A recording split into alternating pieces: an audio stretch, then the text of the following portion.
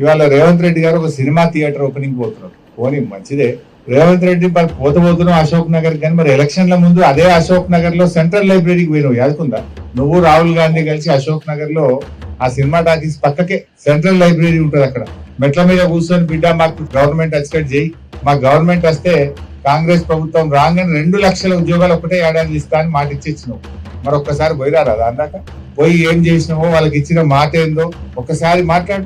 ఎన్నికల ముందు కాంగ్రెస్ వాళ్ళేమో 2 లక్షల ఉద్యోగాలు ఏడాది ఇస్తాం, గవర్నమెంట్ ఉద్యోగాలు ఇస్తామన్నారు. నిన్న అసెంబ్లీలో మంత్రి శ్రీధర్ బాబు గారు చెప్తున్నారు, గవర్నమెంట్ ఉద్యోగాలు ఏడుంటాయి భయ్, ప్రైవేట్ లో నౌకరు చేసుకోపోయి అందరికి గవర్నమెంట్ ఉద్యోగాలు ఇచ్చి సాధ్యమవుతుందా? ఇది కాదు అని చేతులు ఎత్తేసి. బట్టి విక్రమార్క గారేమో జాబ్ క్యాలెండర్ పెట్టి జాబ్లెస్ క్యాలెండర్ చేసేసింది గారు. మరి ఇప్పుడు అశోక్ నగర్ కు రేవంత్ రెడ్డి గారు సినిమా టాకీస్ ఇనాగ్రేషన్ పోతే 1000 మంది పోలీసులు పెట్టిరట. ఏదైనా సందులకెళ్ళి పొలాలు వస్తారేమో అడుగుతారేమో. ఇప్పుడు నిన్న మొన్న దిల్సుఖ్ నగర్ లో పిల్లలు పాపం ఏమైంది మా 2 లక్షల ఉద్యోగాలు, ఏమైంది మా జాబ్ క్యాలెండర్ అని అడిగితే వాళ్ళ ఈపులన్నీ బాయగొట్టేసి నోటితో ఉచ్చరించలేని భాషలో బూతులు దిద్దుకుంటూ ఈపులన్నీ పగలగొట్టింది, రక్తాన్ని చిందించే విధంగా కొట్టింది పిల్లలు.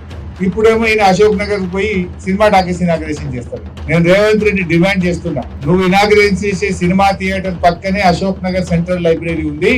అక్కడికి వెళ్లి పిల్లలకు ఆనాడు ఏం మాట ఇచ్చినవో, ఎన్ని ఉద్యోగాలు ఇచ్చినవో దాని సంగతి చెప్పు.